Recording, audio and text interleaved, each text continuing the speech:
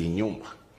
La mwisho, Wakenya wale tumeongea nao, hawkers, sisi madrivers tuko na nyumba kadhaa pale Park Road tulipata. Wale tumeongea nao mahoka pole pole, tukua pale tu kwa terminus, wamekubali. Na ile nilikuwa nataka kusema ni kwamba wale watu wengi wanapinga hiyo housing levy. Yes. Ni wale watu ambao wamejenga nyumba zao na wamekuwa wakinyanyaza hawa watu ambao hawana hali, yani mahustlers, na wataki kukosa clients kwa sababu serikali ikijenga nyumba kila pahali, bei ya nyumba itashuka chini. Yes. Kwa hivyo ni wanabiashara, tuangalie maneno na tunataka tufike pale mashinani. Hiyo tu ndio tutasema. Asante sana. Asante sana. Dosi, your final remarks. Kama mafundi wanawake tumepitia challenges mingi sana tukiwa site. Kwa sababu ukifika pale unadunishwa, unaonekana ni kama huwezi. At the end of the day unakosa kazi. Na wewe kama mwanamke unataka kujiendeleza, unataka kujiendeleza, hata kama ni affordable housing, wewe pia upate moja. Lakini kama umeenda pale na unanyanyaswa, upati nafasi ya kufanya kazi, hakuna vile utasave. Kwa hivyo kupitia hii mradi, mnaweza tusaidia kama mafundi, especially wanawake, tupatie nafasi, tupatie fursa, ili hata sisi at the end of it, yes, hata sisi pia tuweze kupata hizi manyumba. Yes. Hatuwezi jenga mahali na tutoke bure. Sisi, yes, tukiingia pale ndani, hata sisi pia tutoke, yes, kama sisi ni home owners. Yes. Na pia nimesikia umeleta bank, nimesikia iko hapa DTB. Au pia nimesikia wanafanya partnership na SMEs. Hata sisi ni wanabiashara. Kuna wale ambao wanafanya kazi ya hardwares, wako huko nje, wale ambao wanatamani sana wakue na ni mafundi. Kwa hivyo wakipata na sisi pia inaweza kuwa kitu kubwa. It can be a very good thing for us as fundis, women fundis in construction. Yes. Bwana Chair, tuambie your final remarks. Okay, asante sana. Mimi ile naweza kuambia katika jua kali tuliona wenzetu wote wapikiwe na kitu inaitwa home ownership. Na tukaanzisha kikundi inaitwa Jua Kali Contractors Federation of Kenya.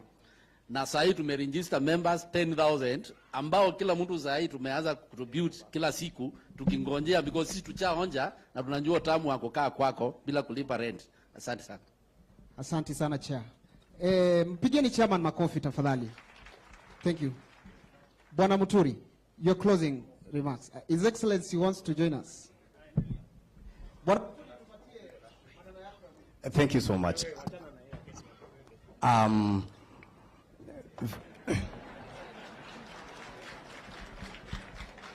All right. Sasa naona ya kwamba we want a conversation that is wholesome, and we have His Excellency the President, we have the Deputy President, we have Her Excellency the Governor. Kama kuna maswali yoyote, kwa sababu kuna mtu amesema hapa ya kwamba tuongee ukweli, si ndio? Na tunataka ukweli. Kama kuna swali lolote, we also have the CS Housing, Bwana Njero joining us. Maswali yote sasa ya housing tuulize ili tuweze kujua ukweli na pia tufafanue kabisa. Kwa hivyo swali lolote la housing.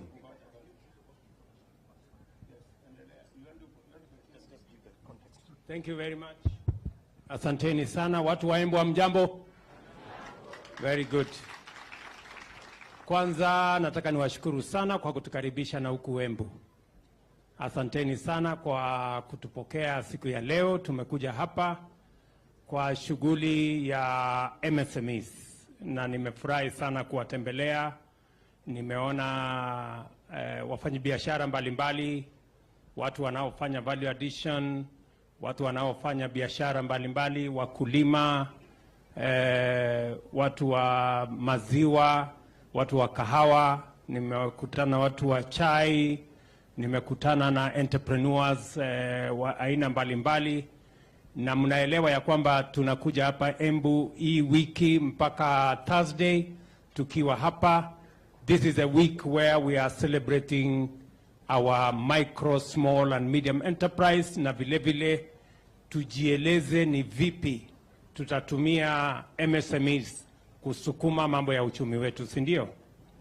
Mnajua tulikubaliana ya kwamba sekta hii ya wafanyabiashara wa aina yote, kuanzia mfanyabiashara wa chini, ni sekta ya muhimu katika uchumi wa taifa letu la Kenya.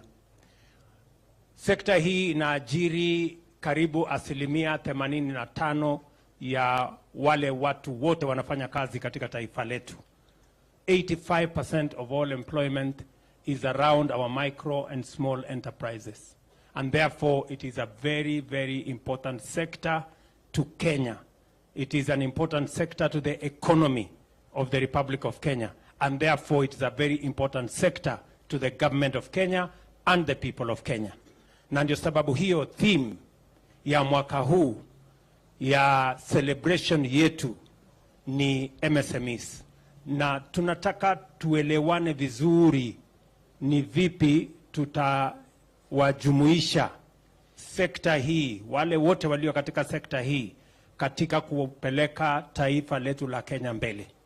Na ndio sababu hiyo wizara ambayo inahusika na idara zote ambazo ziko katika hiyo sekta, na pia county government yetu ya Embu pia wanaambatana na sisi katika harakati hii.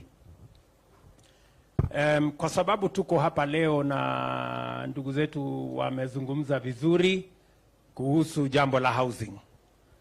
Kwanza ningependa kucontextualize, kwa sababu ni vizuri tuelewe ni sababu gani tunashughulika na yale mambo ambayo tunaamini ni ya muhimu. Tatizo kubwa, na mimi nilikuwa hapa Embu katika harakati ya campaign. Si muliniona ama? Muliniona area? Nilikuwa area hapa. So, na tuliongea na nyinyi na tukasema ile changamoto kubwa sana iko Kenya ni changamoto ya vijana na Wakenya ambao hawana ajira. Si tulikubaliana? Na ndio tukasema every hustle matters. Na ndio tukasema lazima serikali iwe na mpango, na sio mpango ya guesswork, mpango intentional, mpango ambayo ni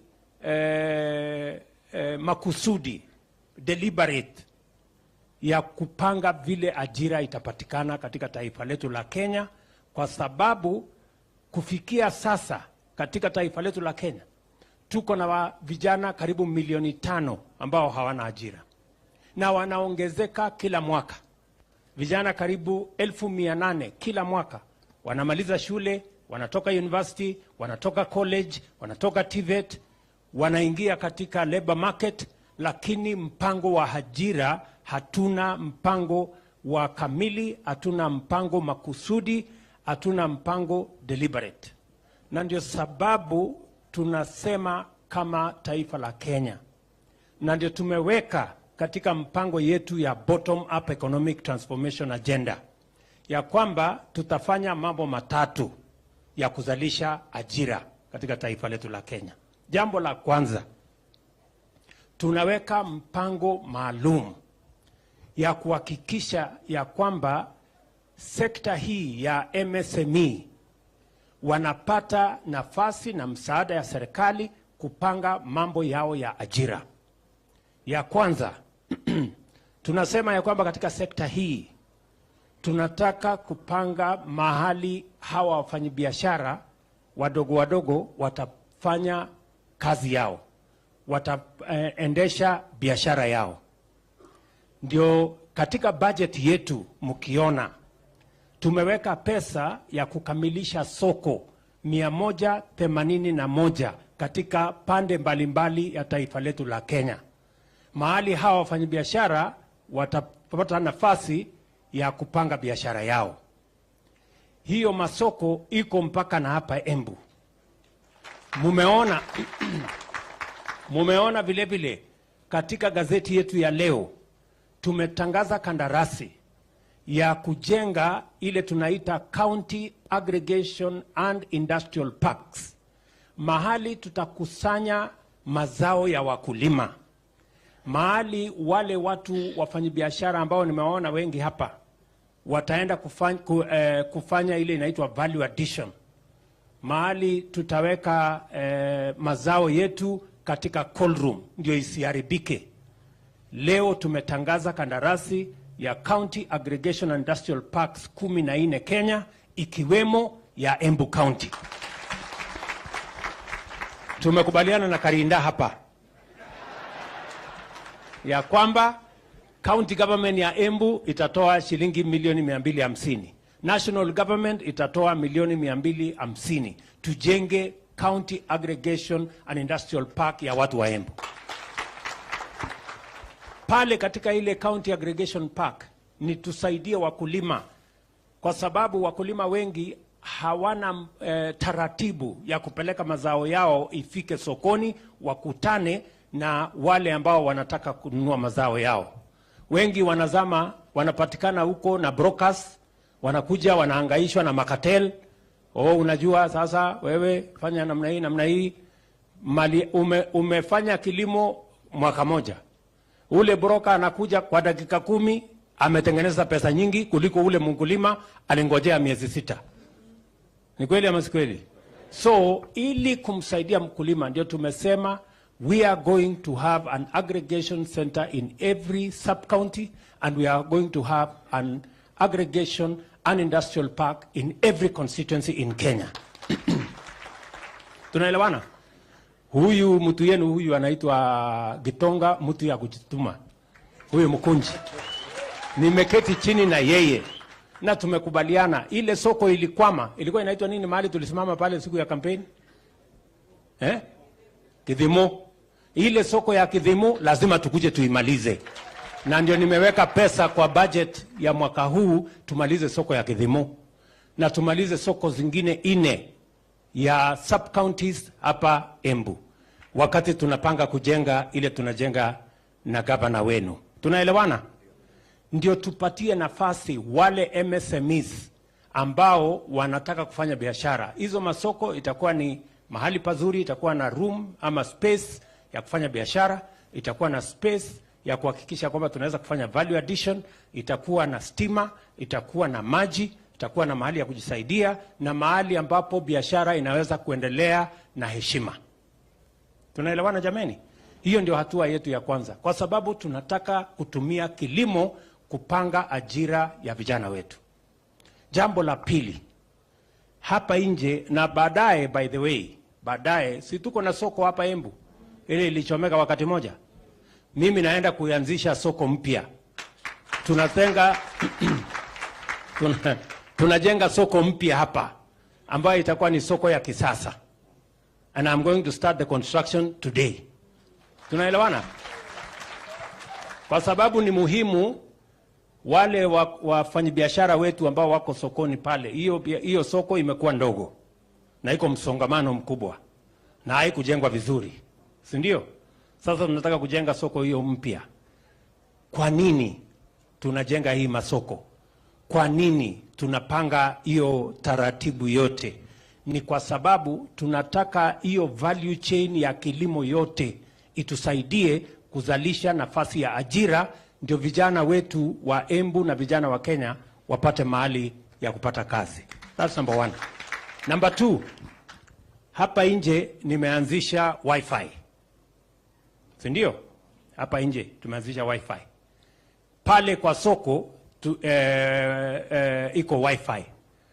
Pale kwa stage tunaweka wifi. Ile niliwaambia bundles haitawasumbua. Nimeona jamaa mwingine ananiuliza mahali fulani, wapi ile mambo yako ya wifi? Sasa nitamjibu leo kwamba ile mambo ya wifi iko area. Tayari tumeweka about 48 hotspots in Kenya. Our commitment is to make sure we have 25,000 hotspots in every part of Kenya. Ili mwananchi aweze kuendelea na simu yake bila ya kushughulika na kwamba hana credit ama hana bundles. Pia tufanye ile inaitwa e-commerce. Tufanye biashara katika kutumia mtandao. Pia tumepanga na hawa waheshimiwa, na nimeketi chini na hawa juzi na tumeongea ya kwamba katika kila ward tutakuwa na ICT hub, kwa sababu kuna ajira nyingi, kuna nafasi ya ajira mamilioni duniani kote, na sio lazima uende Marekani, sio lazima uende Ujerumani. Unaweza kufanya kazi ukiwa Embu, ukiwa unafanya kazi ya kampuni iko Marekani ama iko Ulaya. So tunasema njia ya kupanga ajira mojawapo ni kutumia digital and technology platform. Ndio sababu mkiona tena katika budget yetu tumezungumzia sana mambo ya the digital space. Kuna mahali tumepunguza mambo ya ushuru kwa sababu tunataka kuhakikisha ya kwamba vijana wetu ambao ni wengi, na nimewaambia tuko na vijana 500,000, na tunataka hawa vijana tuwapange vile watapata ajira, vile watajisimamia. Tumesema kila mheshimiwa mjumbe apange kila ward tuwe na ICT hub.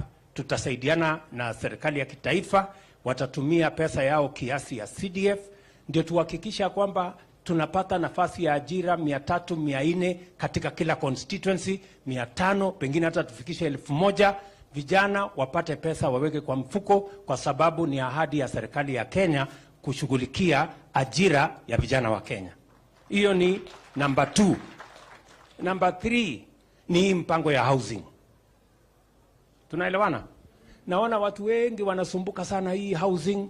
Sasa hii nyumba itakuwa ya nani? Itapangwa namna gani? Mimi nitapata nyumba namna gani? Sijui. Sikizeni. Hii mpango ya housing, kazi kubwa ambayo tunatafuta hapo, mbali na kuwa na nyumba, the real motivation behind the housing plan is the jobs we are going to create for the young people of Kenya. Nataka munisikize vizuri. Hii mpango ya housing, kazi yake kubwa kwanza ni kuhakikisha kwamba vijana hawa wa Embu, vijana wa Kenya wanapata nafasi ya ajira. Nataka muniulize vipi? Itakuwaje? Itafanyika namna gani? Kila nyumba tunayojenga tunahitaji vijana 5 ambao watatusaidia kujenga nyumba moja. Vijana 5 tunawahitaji kujenga nyumba moja. Leo mimi naenda kuanzisha nyumba 100 ya kwanza hapa Embu. Lakini hapa Embu mpango yetu ni kujenga nyumba 5,000 hapa Embu. Hiyo nyumba 5,000 nataka tufanye hesabu na nyinyi. Nyumba 5,000 tunahitaji vijana 25,000 watakaofanya hiyo kazi. Mnanisikia vijana wa Embu? Vijana Mko area? Mnanisikia vizuri? Ama nyinyi ni wale wa kuchagua jembe? Si tulisema wera ni wera? Si tulisema kazi ni kazi? Sikizeni. Mpango ya housing, kazi yake ya kwanza ni kupanga ajira ya hawa vijana. Na kupanga ajira ya vijana wa Kenya, sijakutana na kiongozi hata mmoja ama mzazi hata mmoja ambaye hashughuliki na vile tutapata ajira ya vijana. Every parent, every leader is bothered about what we are going to do with the millions of young people in Kenya who do not have jobs. And creating jobs is not a game of guesswork. Creating jobs must be intentional, must be deliberate, must be practical, and must be planned. Ajira haiwezi kupatikana tu hivi, lazima ipangiwe. Tunaelewana? Huwezi kusema tu itaendelea tu alafu kazi itapatikana. Itapatikana namna gani? Si lazima kuwe na mpango. Ndio tumesema agenda yetu ya kwanza ni kupanga mambo ya housing, ndio tupange kwanza ajira ya hawa vijana. Wale watakaofanya kazi pale, kama ni architect, kama ni quantity surveyor, kama ni engineer, kama ni mason, kama ni carpenter, kama ni plumber, kama ni electrician, hizo kazi zote ni vijana wa hapa Embu watafanya katika ile mpango yetu ya housing. Jambo la kwanza. Jambo la pili, nafasi pia ya kazi itapatikana, kwa sababu katika ile mjengo tumestandardize. Tuko na watu watakao tutengenezea madirisha, tuko na watu watakao tutengenezea milango, tuko na watu ambao watatutengenezea hinges, tuko na watu ambao watatutengenezea all the other products. Kuna watu wanafanya kazi huko kwa kampuni ya simiti, kwa sababu tunahitaji simiti nyingi. Tuko na watu wengi wanafanya kazi huko Kware. Watu wengi wanafanya kazi huko kwa transport, watakao safirisha hiyo bidhaa yote ikuje.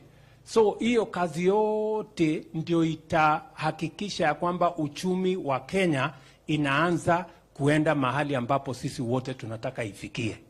Ninyi mnanielewa? So itapatikana ajira kwa mjengo, itapatikana ajira kwa factory ya kutengeneza simiti, itapatikana ajira kwa factory ya kutengeneza chuma ambayo tutatumia pale kwa nini, itapatikana ajira kwa Kware mahali tunatengenezea kokoto, itapatikana ajira kwa wale wanatuletea sand, itapatikana ajira kwa wale wanatuletea wanachonga mawe ambayo tunatumia kujenga katika ile mjengo. That is the reason why we are pushing the housing program. Watu wengi wananiuliza, mbona wewe rais unasukuma hii kitu sana? What is urgent? Ni nini ya dharura? Mimi nataka niwaulize vijana wetu wanaotembea barabarani kwa sababu hawana ajira. Is it urgent for us to look for a job for them or is it not? See, it is urgent. That is what is urgent. So wale wananiuliza hii housing mbona iko urgent sana kwako? Mimi nawaambia what is urgent to me ni millions of young people who are walking our streets and villages when they don't have jobs. That is urgent. And I want one leader. I want one parent who tells me it is not urgent for us to fix the unemployment problem in Kenya. Kunaye mmoja kweli ambaye atasema sio urgent? Sisi wote tunakubaliana ya kwamba tupange ajira ya hawa vijana. That is the reason why we are doing housing. Na jambo la tatu, why we are doing housing. Nimewaambia we are doing housing because we want to create jobs. We are doing housing because we want to move our industry. We want to enhance our manufacturing. Na ndio mumeona hata katika budget yetu hii tumesema wale wanaoleta simiti kutoka nje, wale wanaoleta chuma kutoka nje watalipa ushuru, kwa sababu tunataka simiti itengenezwe hapa Kenya. Tuko na uwezo ya kutengeneza simiti. Katika hiyo mahali simiti inatengenezwa, vijana wetu wataajiriwa. Tunataka chuma, ile watu wanaleta chuma kutoka nje, tunataka tuwaambie chuma, tuko na viwanda ambaye inatengeneza chuma hapa Kenya. Ile chuma inatoka nje, tutalipisha ushuru, kwa sababu tunataka chuma itengenezwe Kenya, vijana wa Kenya wapate ajira. Ama mnataka tuendelee kulete chuma kutoka nje na simiti? Sisi tutengeneza hapa nyumbani kama kuna mpango ya kutengeneza. Pia nimesema hata ile furniture, watu wanaenda China, wanaenda wapi kununua furniture. Na vijana wetu hapa wanahangaika na randa hapa, wanahangaika na kazi hapa. Tumesema kama wewe unataka kulete furniture, hii kitanda, imagine mtu anaenda kununua kitanda China, mtu anaenda kununua meza, mtu anaenda kununua kiti ya kukalia kutoka China. Tumesema katika hii budget tunaweka 30% excise duty kama unataka kulete meza na kitanda kutoka China. Kitanda tutaenda hapa Embu tutengenezewe, kuna vijana wanafanya kazi pale. Ama mnasemaje? How are we going to grow our manufacturing if we continue to import even the things the young people of Kenya can produce? Hawa vijana tunawapeleka TVET, tunawapeleka kwenda kufanya kazi gani TVET? Wanaenda kujifunza ufundi ya nini? Kama tunaenda kulete ati kitanda na kiti kidogo huko sijui wapi. Sio ni ukumbavu? ama ni aje? So tunaelewana? So hiyo ndio sababu tunapanga mambo ya housing, because we want to create opportunities for young people to work in our country, number one. Number two, we want to grow our own industries, and we want to grow our own local manufacturing because it is important. Tunaelewana? Na ndio tumesema ili hiyo kazi ifanyike. Wacha niseme the third issue. Jambo la tatu, nataka mnielewe vizuri. Why are we doing housing?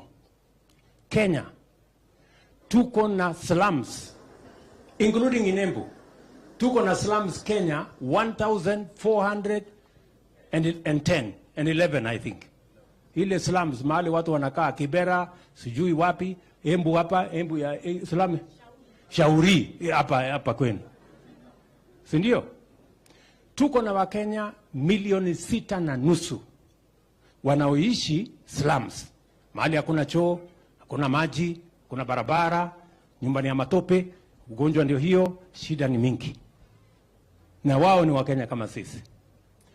Jambo la tatu, utafiti unatuonyesha ya kwamba tukiendelea mbele, Kenya is among the fastest urbanizing countries in the world. While urbanization elsewhere is about 3.7%, Kenya is at 4.4%. 68% of all our people by 2050 will be living in towns. 68%. Either they will be living in slums, in towns, or they will be living in affordable houses if we have our plan right now.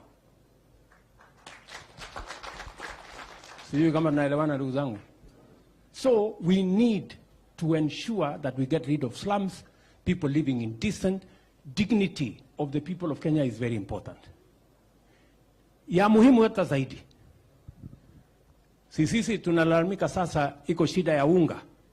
Si ndio? Unga imepanda, chakula imepanda, gharama ya maisha imepanda, na ni kweli. Lakini tusipochunga, tukiendelea kukatakata ile shamba tungetumia kuzalisha chakula, iwe ni mahali ya kuishi. Na Kenya, it is obvious that there are many counties, I don't want to say which ones, that they are slowly degenerating into rural slums. Kwa sababu ya manyumba kujengwa, watu wanaongezeka, na tunazidi na kugawa ile shamba ambayo tungetumia kuzalisha chakula, sasa tunatumia kwa kuishi. So we need to reverse that. How do we do land consolidation? Tunataka tuhakikisha kwamba wale ambao badala ya kutumia ardhi zetu kuwa ya makao, tufanye affordable housing katika miji, katika towns, ili tutumie mashamba yetu kuzalisha chakula, ndio tupunguze gharama ya maisha, kwa sababu chakula itakuwa kingi. So for all those reasons, that's why we are doing affordable housing. Tumeelewana? Tumeelewana jameni? Nyinyi, sisi wote tunazidi na kusema, unajua, Singapore ilikuwa kiwango moja na Kenya. Singapore was a slum like Kibera. Today, it is a modern city and a modern country because they made the right decisions. Sisi tunataka tu kukaa hivi. Hapana, tunataka tuendelee kukaa kienyeji. Si tukue na mpango, ama mnasemaje? Sasa tumesema sisi ambao wananchi hawa wengi mnatulipa mshahara. Rais analipwa na wananchi. Huyu mjumbe wenu analipwa na wananchi. Msiambiwa analipwa na serikali. Hakuna mtu anaitwa serikali. Serikali ndio sisi, ndio wananchi wa Kenya. Nyinyi mnanielewa? So sisi tunalipwa na wananchi. Mimi napata mortgage ya 3%. Huyu mkunji anapata mortgage ya 3% kununua nyumba. Lakini ule mwananchi ametupigia kura anapata mortgage ya 20%. 17%. Hapo iko ungwana.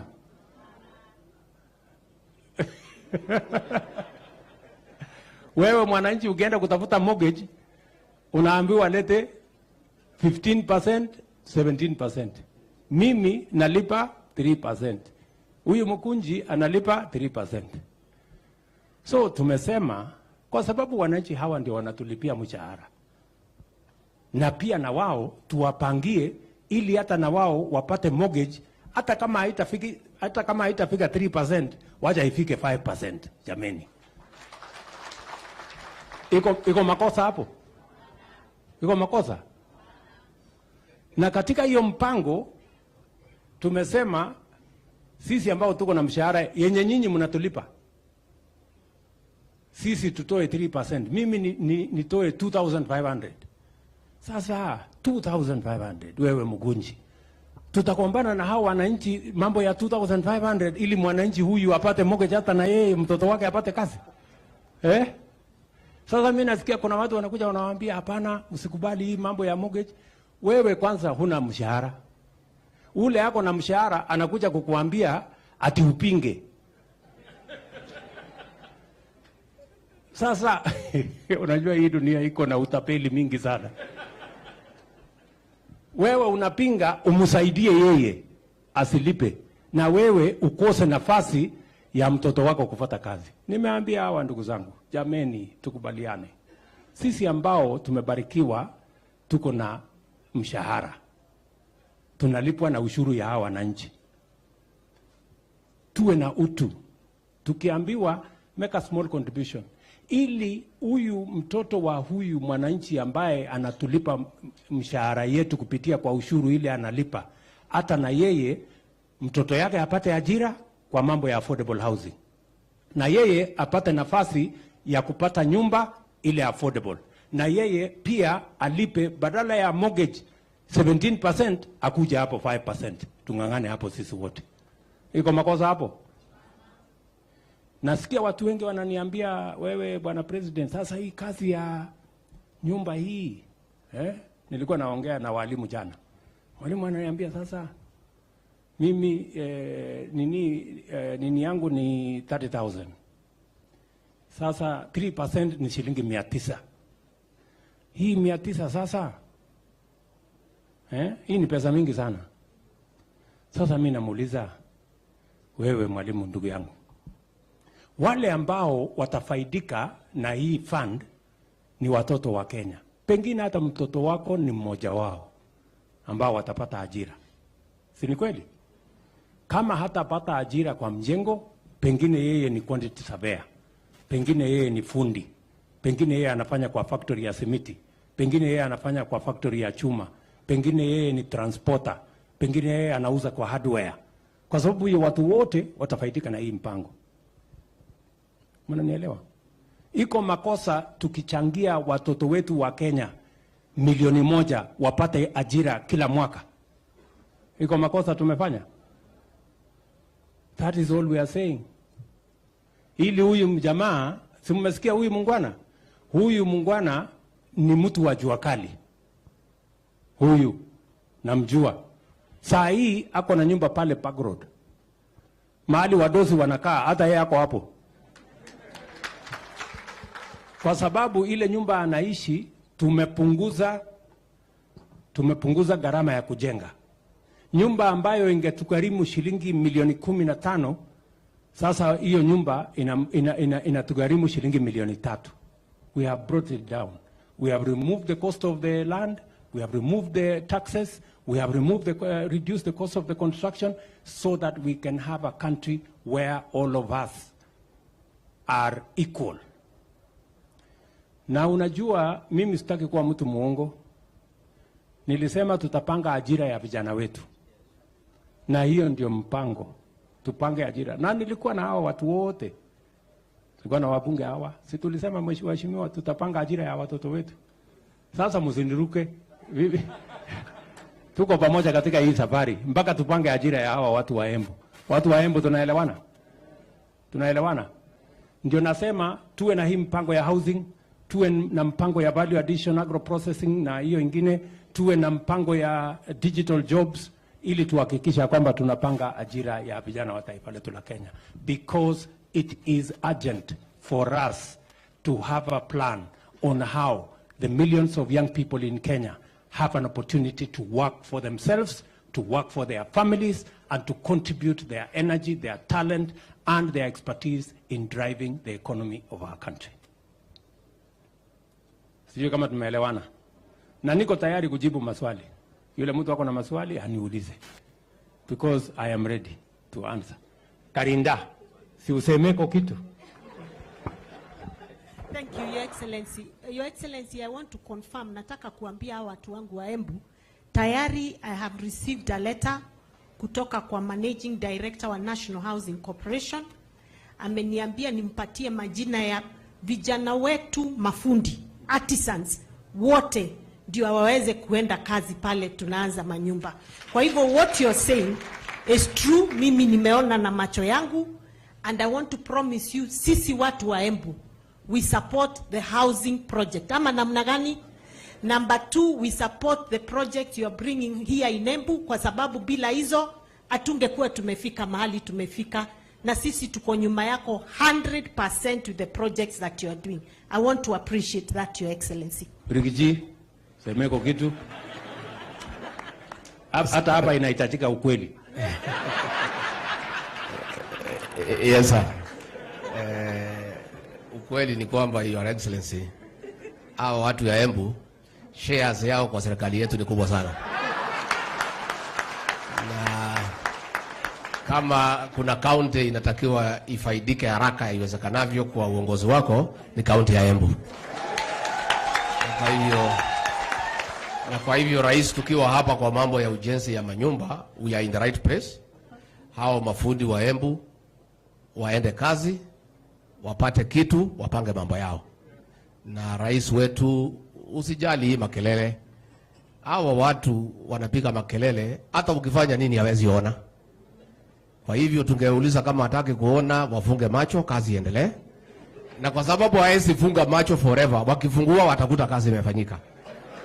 Rais wetu, the truth of the matter ni ya kwamba affordable housing ni ya kumaliza mambo ya slums.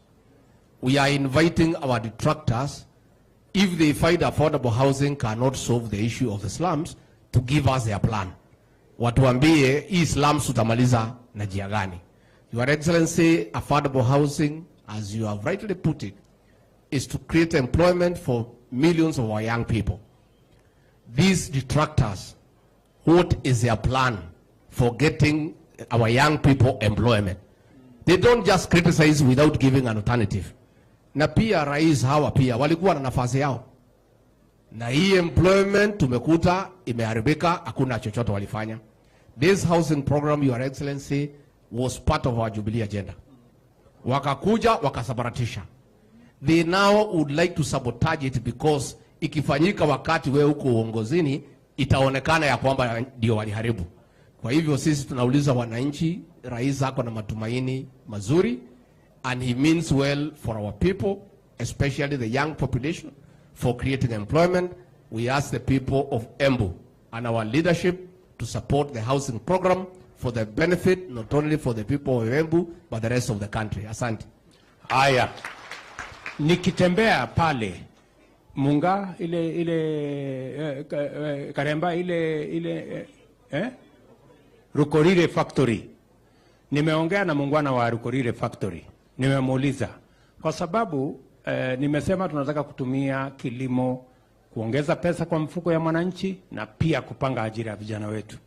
Katika budget yetu ya mwaka huu, ile ushuru ambayo tulikuwa tunalipisha chai, tumesema kama serikali ya Kenya hiyo ushuru tunaondoa katika hii budget. Jambo la pili, ile packaging nimeona mnatumia hapa, hiyo packaging ni quality ya juu, kwa sababu tunataka kutumia kuhakikisha kwamba bidhaa zetu inakaa vizuri na hata tunaweza kutumia kuuza katika soko za nje. Pia kama serikali ya Kenya tumesema packaging material, ile material mnatumia katika packaging ya agricultural products, pia tumesema tunaondoa ushuru kwa packaging material, ndio wakulima wetu wapate nafasi ya kuuza mazao yao, kwa sababu packaging itakuwa bei ya chini na margin ya wakulima itaenda juu. Tumekubaliana vile vile na mambo ya maziwa hapa Embu, na nataka nishukuru huyu mjamaa Chake, anaitwa Chake. Wewe Chake, wewe ni uko mbele sana. Na nashukuru sana huyu jamaa kweli alikuja mpaka kwangu huko akaniwekea mambo ya dairy. So sikujua ya kwamba umetengeneza hii kula. Sasa hii kula tutapangana na wewe. Ndio. Hapa Embu tunalete coolers 20 mpya. Nimekutana na wakulima pale. Wananiambia sasa kilimo ya maziwa wanataka kujipangia ufugaji vizuri. Si namna hiyo? So sisi tutawasaidia. Na tumekubaliana na processors wakiwemo KCC na wale wengine ya kwamba hata powder, milk powder ile tunaagiza kutoka nje, sasa tutatengeneza hapa nyumbani. Na tutaanza kuuza maziwa yetu ikiwa powder, ikiwa processed katika soko ya Afrika Mashariki na soko ya Afrika. Huyu Moses Kuria nimemtuma, ameenda nchi 15 in the last 3 months, kuanzia Egypt mpaka South Africa, kupanga mambo ya soko ya wakulima wetu, kwa sababu hatuwezi kukubali ya kwamba watu wa kutoka Australia, sijui watu ya kutoka wapi, wanakuja kuuzia maziwa watu ya Kongo, na sisi tuko hapa. Kwani kazi yetu ni nini? Si hiyo ni soko yetu? Tutajipanga namna hiyo. Na nyinyi mkae rada, wakulima mjipange hapo. Na tumekubaliana hiyo mpango, tunaendelea pamoja. Kuna mama pale ako na swali, mpatie nini aniulize maswali. Your Excellency, sir, all protocol observed. My name is Tanya Ireri, a lady who started a business with 5 shillings. I'm here representing the youth, the hustler. My company does four services. I'm doing leather production. The governor and both Waziri Kuria has ordered a bag. Now, that bag, it requires 6 youth to do it, all individually placed. And I also do interior design. I employ 10 people to do housing. I've done gift packaging where I do 20,000 gifts. I employ 20 youths who are Form 4 leavers, dropouts. Now, we have a challenge, and I'm challenging you, Mr. President, sir. I want to say thank you, first of all, for the affordable housing. Unfortunately, when you're mnaniona pa nakakatajiri, lakini niko nafungiwa hao juzi na tena na landlord. So after buying my land to set up a cottage industry for leather, I got broke. I got like extremely broke. Most of you remember me kneeling down to Moses Kuria and asking him to bless me with the 10 million. Mi nikom soto mbaya. But I want to say thank you for President Ruto, because this is quite a deal for the hustlers. Now, my challenge to the youth, as Moses Kuria quoted, and I'll quote him, Tanya is ahead of the government in innovation, and it's true. I'm a small-scale hustler. What I want to challenge after this project, Mr. President, sir, we set up, like in Embu, there's no cottage industry. The incubation sheds, as you call in Embu. In Embu and Mount Kenya region, we don't have kildi in Mount Kenya region. We're dying of drought. There are no food drying plants all over. It makes sense. Tunakufa na floods, tunakufa na famine. Na yet, tunatupa machakula mingi. So easy capis that have been set up. We need to set up drying plants. All these are creating jobs for the youths. Now, after we've done this project, what I want to propose to the government is we do affordable cottage industries. A lot of SMEs right here, they've done quite amazing jobs. They're the Steve Jobs. Steve Jobs started for garage. I started in my mom's house. I'm still in my house. That interview that you've just seen about me, that's my house. And a lot of people would like to have a central place. That bag that Honorable Governor, Her Excellency, has ordered, I went point A to do the branding, point B to do the material, point C to do the any inafanya process finding. So huyu hustler mwenye anatry ku grow up angependa kaholka hii. Anaenda kwa Njuguna pale anafanywa branding. Anaenda kwa Omera pale anafanywa cutting. anaenda kwa Chieng pale anafanya stitching, anaenda kwa Njeri pale anauziwa lunch, anaenda kwa, you know, all this under one place. That's why I transitioned from Nairobi into Embu to set up something like this. I bought a land. I started with half an acre. I've just acquired 1.3. I'm yet to do the valuation. Mungu anipe kazi. When you visit my stand, I've just done a very amazing gift hamper for King Charles when he visits Kenya. That's a bag for him from Kenya, a bag for Camilla from Kenya, and all that is for youths I'm trying to create jobs for. Thank you. So, and before I finish, Mr. President, allow me, and Madam, my governor, to allow me. This is my portfolio. I'm asking for employment in your government, sir. Allow me to give it to you. It's okay. We'll pick your portfolio. That's okay. But I just want that great lady. I didn't get your name though. Tanya Ireri. Yeah, Tanya Ireri. Tanya Ireri is a great lady. Congratulations for what you're doing. I want a microphone to be given to this man called Moses Kuria. Tanya has said something that is fundamental.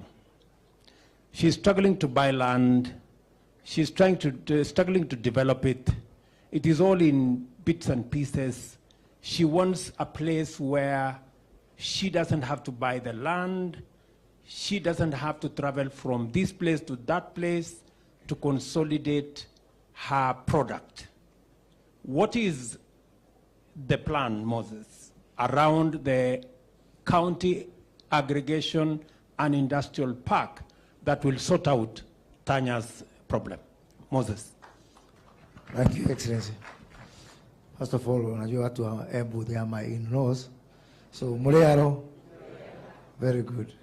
Your Excellency, the whole idea behind the county aggregation and industrial park is someone like Tanya, who is today actually an orphan or a nomad, business speaking, to find a home.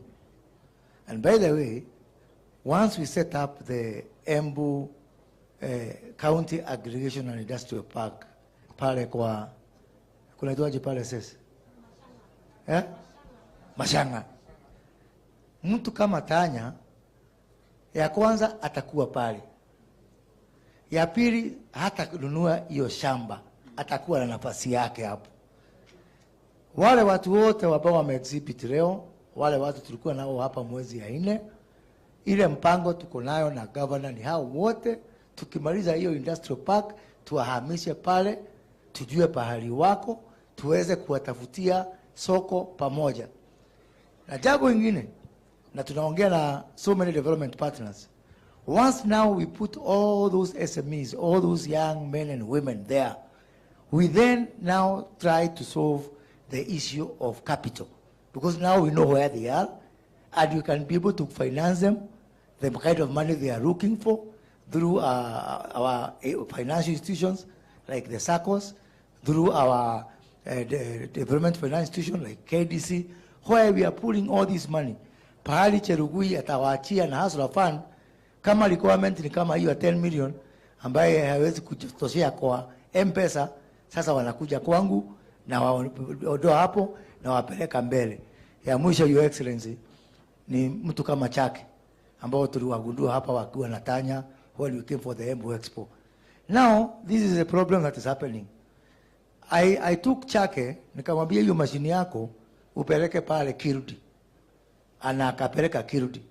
Na nikauliza Kirudi, ile mashini about coolers tunaleta kutoka sijui wapi huko nje, give me a report showing hii ya Chake ni nini imekosa. Kwa sababu saa hii tutanunua mashini kutoka Poland, kutoka wapi, same quality ya Chake, na halafu tunamwacha Chake bila Chake. Na hapo ni shida. So Chake akaenda pale Kirudi, akapelekwa na kijana anaitwa Fred Nyaga hapa, tunamuita landlord. Kirudi ametoa report. Halafu sasa shida, Kirudi wamemwambia mashini yako iko sawa, sasa enda kwa mtu anaitwa KEBS upate certification. Nikamwambia Chake usiende huko KEBS. Nimeamulisha Kirudi Mtu akipeleka innovation yake pale, ni jukumu yetu kama serikali kwenda kumtafutia leseni zote, hata hiyo ya KEBS, na pia tumwache akiwa na hata copyright patent.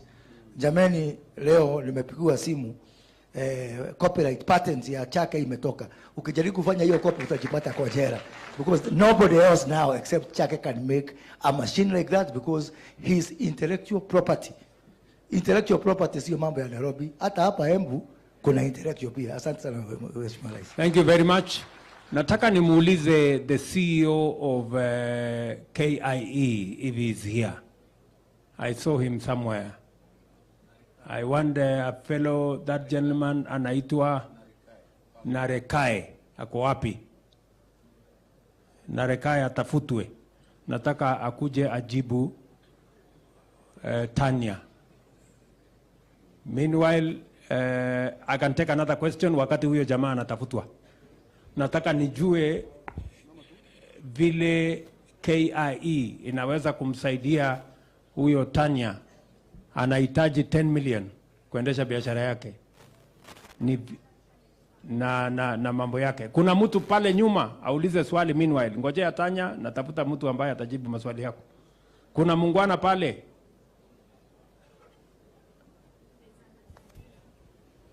Wapi huyo mtu? Huyo mwenye ako na kilo mingi huyo. Very good. Haya, patia yeye microphone naseme kitu. Just there. Patia yeye microphone hapo. Thank you, Your Excellency. My name is Elijah Chalo. And I come from Makueni. Thank you first for this opportunity. And my point is, I finished school in 2017 and didn't find a job.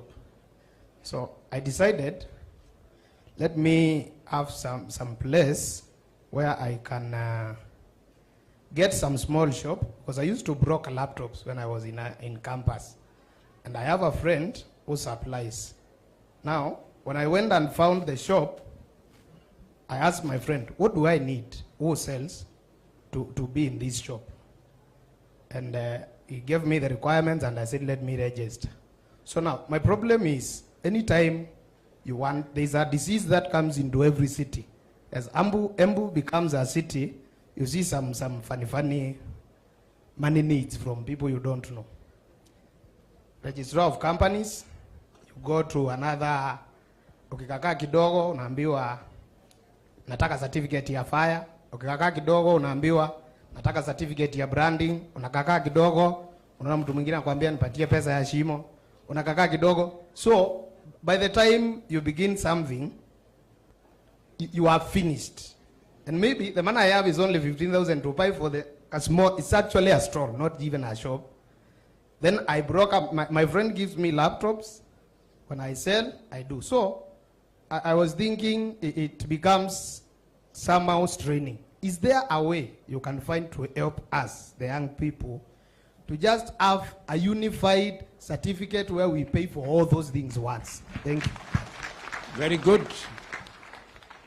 That is a very important subject by my good friend from Makueni. I think it's not just in Makueni, it is in every part of Kenya. Now, I know the county government of Embu knows what they need to do to try and get a single business permit that encompasses all those things in one shot. Can the county, Madam Governor, do we? I am told the CEC trade should be able to answer that question. Jamal.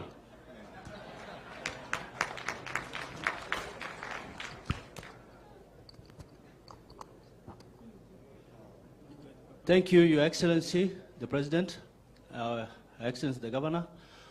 On business registration and the financial requirements that my friend is talking about is true. As county government, we are doing our best to come together and consolidate all the licenses required. But it is also a huge problem from the national government, because many institutions in the national government are also looking for these licenses. There is NEMA, there is, there are quite a number. No, I think there is NEMA, there is KEBS, there is KRIA, there is TF. So when you are setting up... Jamal, let us concentrate on the ones he mentioned. Don't try and shift the problem to another place. There is somebody who will answer for the national government, answer for the county. No, for the county government, we are doing our best. We have already agreed as cabinet to consolidate the licenses. We are also doing an incubation center where we are putting up the relocation site for the market.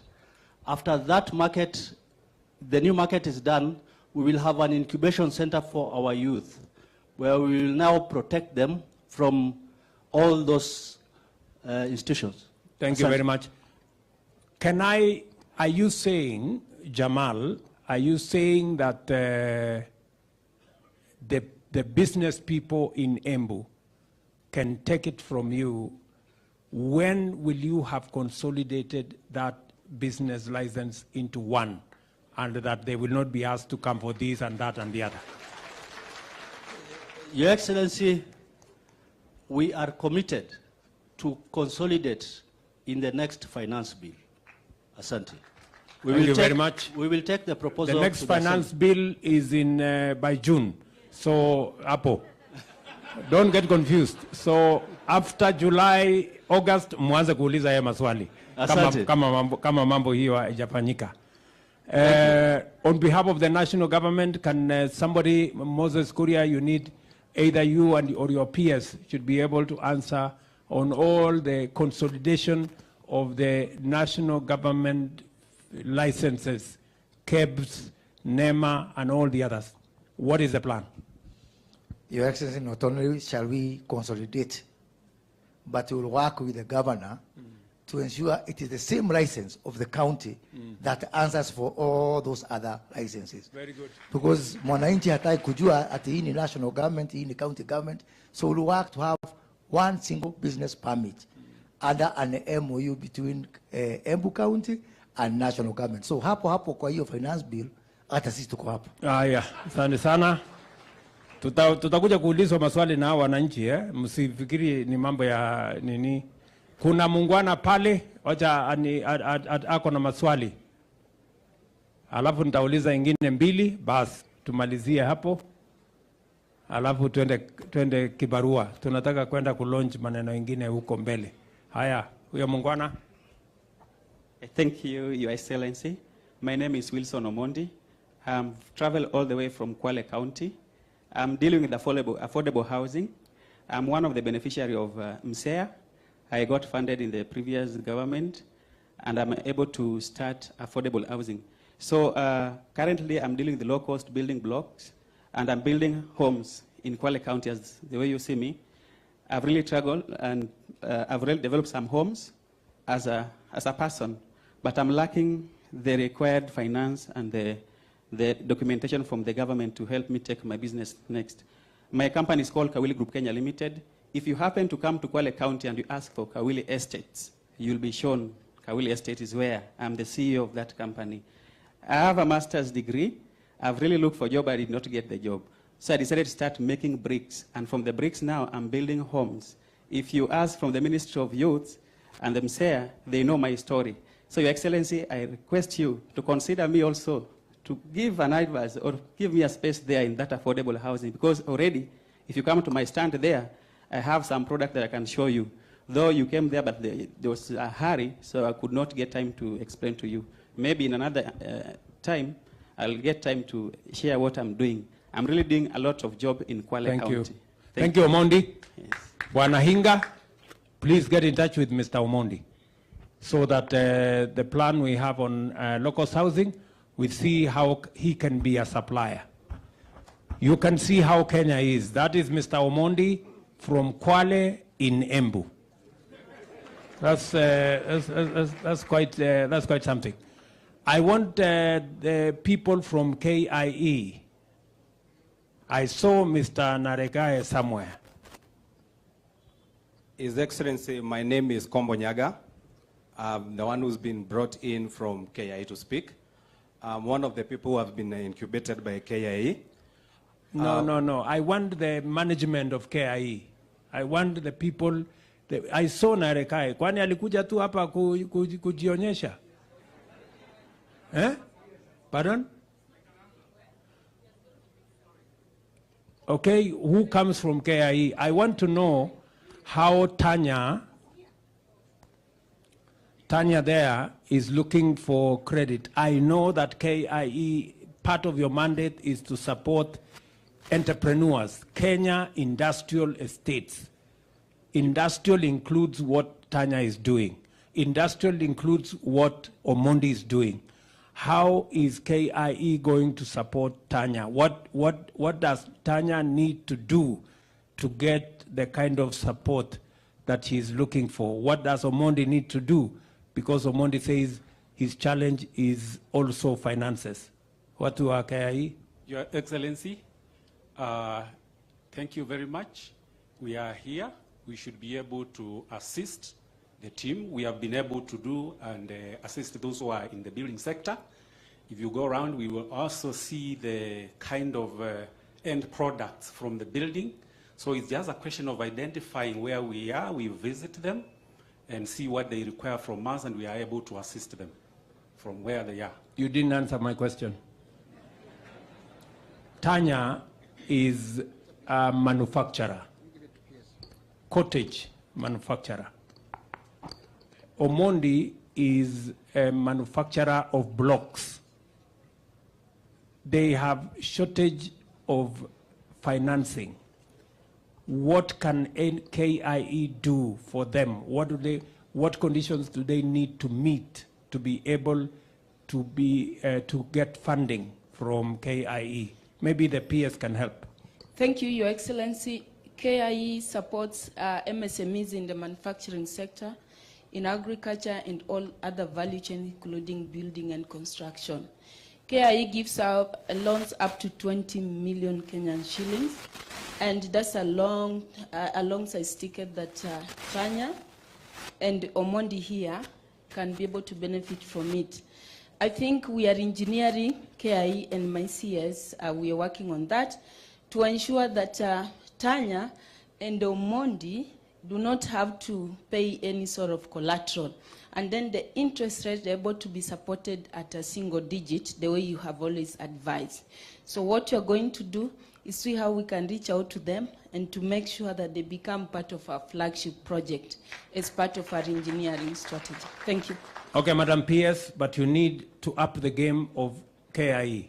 They don't seem to know what they are supposed to be doing. We are engineering. The fellow who was speaking there didn't exactly know what is going on. So, asante sana. Tuko na mama hapa. Huyu mama ako na macho ine. Asante sana mtukufu rais, mtukufu gavana au protocols observed. Kwa majina ni Frida Karani, hapa Embu wananiita Firirida. Naomba nizungumze kupitia kuwa mwenyekiti wa bodi ya wadhamini ya wanarika hapa Embu. Na ile jambo tunafanya sana na wanarika ni kuwa na midahalo ya jamii almaarufu community dialogues. Tulipokuwa na community dialogues moja waliuliza kuhusu affordable housing. Yule ambaye si plumber na hawezi fanya kazi katika ile nyumba directly, je, wanaweza husishwa katika upandaji wa miti ile ku create the green environment around the houses. Pia wakauliza the issue ya waste management. Nyumba zinapojengwa kuna a lot of broken tiles, a lot of choppings za miti, za mawe, na wengine wao wana talanta hata za interior design. Na wakaomba ya kwamba serikali ifanye mpango maalum. Waseme ya kwamba kama ni mambo na waste management kutoka kwa ile nyumba, wapewe ile nafasi. Na pia wakauliza, na katika kuuliza pia wakafanya suggestion ambayo waliomba serikali iconsider. Je, kuna mpango wa kuhusisha vikundi vya wanarika katika house ownership? Manake wengine wanataka kujikuza like a youth organization. Nipeane mfano mzuri sana wa moja ambayo am chair of their body inaitwa Expo, Embu County Campus Students Organization. Wanaweza husishwa waone nyumba kama hiyo organization. Na je, zile housing, ile project ikipatiwa the main contractor, can they be engaged kama subcontractors ndio hata wao waweze kusharpen their skills in contracting na mambo kama hayo? Asante. Bwana Hinga, I am sure you are competent to answer Frida's, you said your name was? Karani, Madam Karani. She has raised very pertinent issues. Maybe I can just tell Frida that, number one, if you are not the contractor, you may not be the engineer, you may not be the plumber, you may not be the carpenter, you may not be the mason, but you can also sell cement from the hardware. Unaweza kuuza msumari, unaweza kuuza wheelbarrow kutoka hapo ya hiyo mjengo. Pia unaweza kufanya hiyo umesema, unaweza kufanya interior design, unaweza kuwa subcontractor, lakini wacha huyu Hinga ajibu. Thank you very much, Your Excellency. This is a very pertinent issue which is at the heart of the affordable housing program. We have a group of young people who are doing exactly what you're saying. In Nairobi, they are called Jijenge. These are actually slum dwellers, and their job wanaokota takataka, the waste, especially plastic, and they've actually converted it into paving blocks. Na tumewapatia kandarasi. Tunawaita kandarasi mtaani.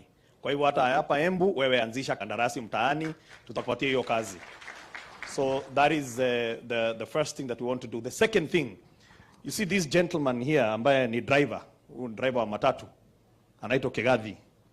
Kigathi is another good example of what you are asking for. Kigathi wako na watu about 90,000 members. Watu madereva, makanga, watu ya kuosha gari. They have come together and they have formed an organization called Matatu Stage Workers Association. They are saving 300 shillings a day. That's what they want to save. That is almost 800 million a month. What they have is what is called strength in numbers. They have consolidated 300 shillings a day is a small amount. But when you look at the aggregation, these people have a very strong voice. And what they have done, they have become what is called bulk buyers. So kama sasa the next development pale Rongai, ambao si Rongai, pale Roiro, wamekuja kwetu sisi, wakasema, as Matatu Stage Workers, we want to be guaranteed X number of units. Now, because it is not rhetoric, they have, wanasema, I have shown you the money, I have the money. Hata kama sio 800,000 utapata, 90,000 utapata, they can be able to get because they have got there. They can command because they have aggregated. And that is not a new phenomenon in Kenya. So please, establish those groups. Remember, you are more than the people who have a payslip. You are almost 18 million. Jiwekeni kwenye vikundi, mwanze kuchanga pole pole, and like Kigathi who used to, alikuwa naishi kule Zimmerman. Saizi he's a homeowner, kona nyumba ya 3-bedroom pale. Even you will get a house. Thank you very much. And maybe to mention is that you don't have to have a payslip to benefit from low-cost housing. You don't have to work. You just have to contribute. Hata kama wewe ni mtu ya kuendesha hustle yako, anza kucontribute, na we are launching the Boma Yangu program in the next week or two. Tuhakikisha kwamba hata yule mtu ambaye hana ajira, lakini unaweza kusave kwa hustle yako kila siku 200, 300, 200, 300, mwisho wewe utapata kuown nyumba. You don't have to have a payslip. And we are going to explain to you how that is going to be a reality. Najua tuko na maswali mingi, si ndio? Lakini kwa leo, na niliona ni vizuri, wewe Mugunji unataka kusema kitu? Haya, wacha huyu Mugunji mchumbe wetu aseme kitu.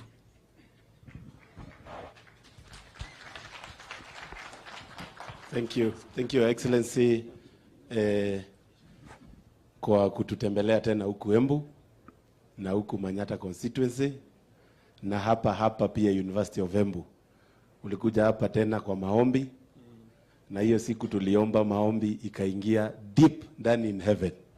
Kwa sababu Your Excellency akiomba Madaraka Day, aliomba hatukujua inakuja na hii maneno yote. Asante sana kwa kutembea. Your Excellency, mimi nataka kushukuru kwa sababu naona umesaidia hawa wananchi wangu. Unajua si hiyo bili inakuja kule National Assembly. Yes. Na mimi nimeona umeuliza wananchi wetu hapa, tuna support affordable housing? Hebu nione kama tuna support affordable housing. Sasa mimi naona nimepewa ruhusa ya kwenda kupiga kura bunge. Na kazi yangu itakuwa rahisi. But Your Excellency, on the same, I also want to thank you. Kwa sababu kulingana na vile maneno hiko, naona Embu ndio unafanya piloting ya project zako zote. Na kama kuna ingine inakuja pia ufanye piloting huku. Ili tuendelee kunufaika na serikali yako. And as His Excellency the Deputy President says, hii share ya Embu hapa sisi hatukucheka tukikupigia kura. Hatuko tunacheka. Sasa wewe usicheke na sisi. Kwa sababu maendeleo tunataka mingi kulingana na vile kura tulipiga nyingi. Na His Excellency is always very clear that sisi tulishinda Uasin Gishu na percentage ya kura ile tuliweka hapa. Ni ukweli? Kwa hivyo we continue piloting for those projects. Now we are waiting for the sports complex at Njukiri. Hiyo tumeongea na wewe na umeniambia maneno iko horizon. Na pia Your Excellency, mimi nataka kukuambia sasa vile nimefanya hesabu yangu. Tulikuwa tunajenga hii stadium hapa. Na nilikuwa very keen kujua exact number of people wale wana benefit locally na jobs zile zinakreatiwa na hiyo construction. Na in my own analysis, hapo karibu watu 250 wame benefit na hiyo construction of that stadium. So, as you're putting it right, we have to be ruthless tukitafutia vijana wetu kazi. Na hii affordable housing unakuja kulaunch pale. Pia yenyewe nikifanya hesabu karibu 1,000 people directly wataweza kubenefit na hiyo construction.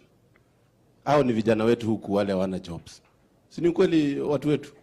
Is it true? So we need to make Kenya a construction site. Ama ni aje? We need to make Kenya a construction site, na hiyo ndio kitu itafanya sisi wenyewe tuweze kupata nafasi ya wale watu hawana nini. Na Your Excellency, mimi nataka kukuongeza tu kitu moja. Hii Hustler Fund, kwa sababu imefika mahali sasa najua umeitest, umeona vile inakuja. Sasa me and Our Excellency hapa, and we have had this conversation many times, we are organizing everybody into cooperatives. Hata kule sokoni unaenda, tunawapangia cooperative huko. Kule unaenda huko Jua Kali, we are planning a cooperative. Hawa wakulima hawa, Your Excellency, mimi nimekaa chini hapa Manyata na nimepanga karibu 3,000 farmers wa macadamia, wa avocado na wa kitu inaitwa bananas. Na wote tunataka kuwaunda pia pamoja na Excellency cooperative.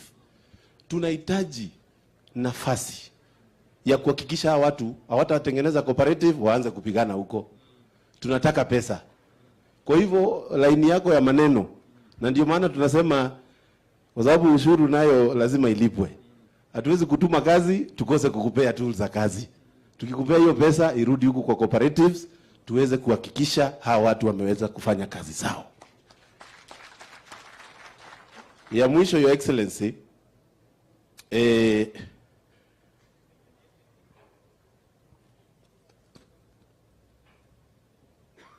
Your Excellency, ni maneno ya ICT.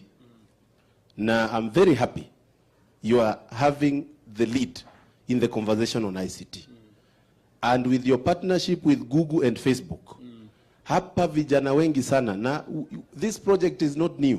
Ilianza kitambo sana. Kuna watu wamenunua kompyuta 5, twingine 10 mahali. Na nimeangalia huku Manyata. So I want to promise you, hata hiyo piloting ya hiyo ICT inaanza hapa. Mimi within the next 1 week, nitakuwa nimepeana list yangu ya ward levels za ICT hubs. Ili vijana waweze kuingia huko na waweze kufanya kazi. Na hiyo nasema hivyo bado jitume program ya pale Manyata Technical TVET. Ishafika, leo nimeconfirm computer 100 zimefika hapo. Ni vile hauna uko na mbio ungeweza kwenda pale ukilaunch, lakini tutapanga vile utakuja tena. Ya mwisho, Your Excellency, ni kuhakikisha ya kwamba watu, na ni vizuri tuongee ukweli. Mimi naona watu wa Embu sisi tumebarikiwa. Mnaona aje watu wa Embu? Mmebarikiwa. Na mimi singetaka kusikia watu wa Embu wakiambiwa hawana shukrani. Si ni kweli?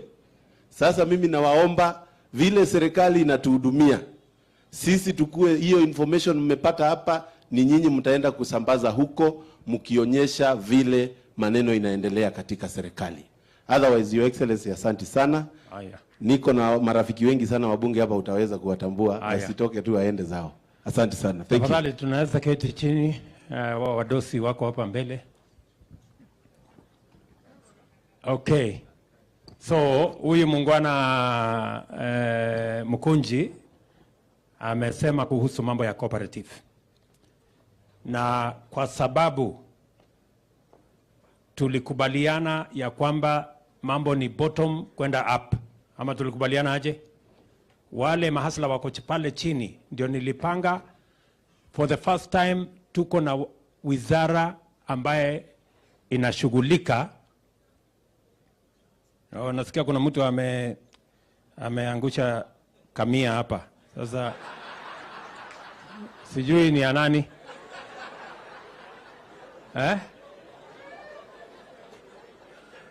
Kama imekosa mwenyewe, asante sana.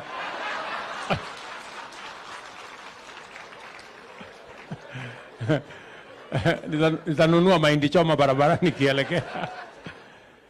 So, Bwana Mkunji, tulikubaliana ya kwamba kwa sababu mambo ni bottom up, ndio tukawa na wizara ya MSME na cooperative, a whole ministry dedicated to mambo ya wafanyabiashara wadogo wadogo na pia kwa mambo ya cooperative.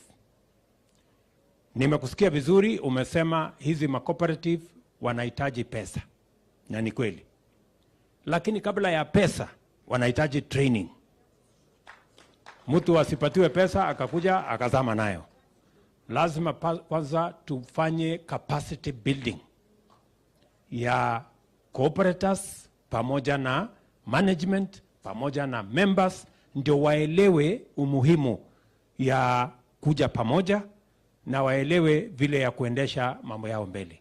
And that is the responsibility of the ministry. Waziri yuko hapa, PS wake yuko hapa, na wale PS wawili, na wote kazi yao, they know their responsibility. Sindio waziri na Madam PS na PS mwenzako? So hiyo kazi tutashirikiana na nyinyi.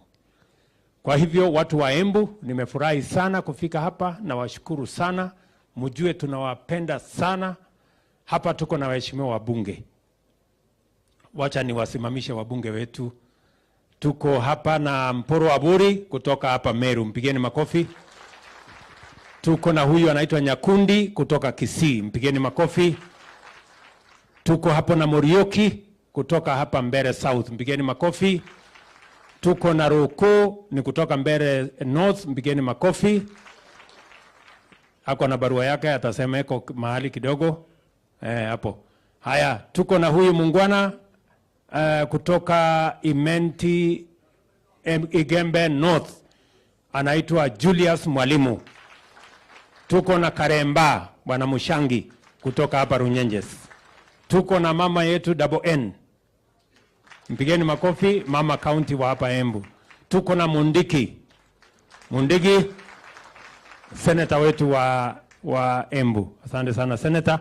Tuko na huyo muungwana anaitwa Ngeno kutoka Narok, yeye ndio chairman wa kamati ya bunge ya mambo ya housing. Tuko na secretary general wa chama ya UDA anaitwa Cleophas Malala, pigeni makofi. Tuko na mawaziri wetu, tuko na waziri Moses Kuria, mpigeni makofi, amezungumza. Tuko na waziri wetu wa ICT anaitwa Eliud Owalo, Huyo ndiye atazungushana na mambo ya ICT hub na hotspot na hiyo ingine. Tuko na ndugu yetu wa kutoka hapa nyumbani, anaitwa Anthony Njeru. Tuliambiwa anaitwa Anthony Njeru. Huyo Justin Muturi ambaye ni Attorney General wetu, si ndio? Haya, tuko na Zakaria Njeru. Wacha sasa ile Njeru yenu, huyu ndio Njeru mwenyewe. Zakaria Njeru ndio waziri wetu wa mambo ya mashamba. Tuko na waziri Chelugui, ni waziri wetu wa mambo ya cooperative na hiyo ya MSMEs. Tuko na mama wetu Mworia ambaye ni permanent secretary wetu wa mambo ya TVET. Tuko na PS wetu wa housing Bwana Charles Hinga. Tuko na PS wetu wa mambo ya MSMEs anaitwa Mama Mangeni Susan.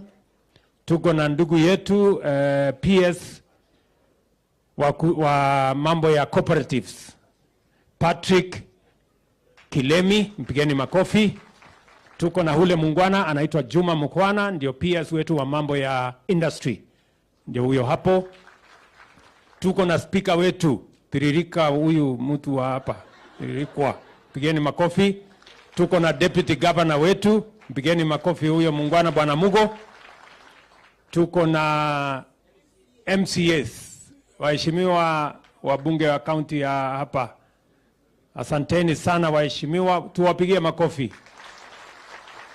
Majina yao kidogo inanichanganya. Tuko na Kobole hapo, tuko na nani hapo, watu haya, asanteni sana. Na sasa tuko na wananchi wa hapa Embu, asanteni sana kwa kutukaribisha jameni, mjue tunawapenda sana. Mwadhani ya muradi. Tuko na Miss Tourism ya dunia mzima, huyo mrembo, pigeni makofi. Basi asanteni sana, Mungu awabariki sana na tunawapenda. Thank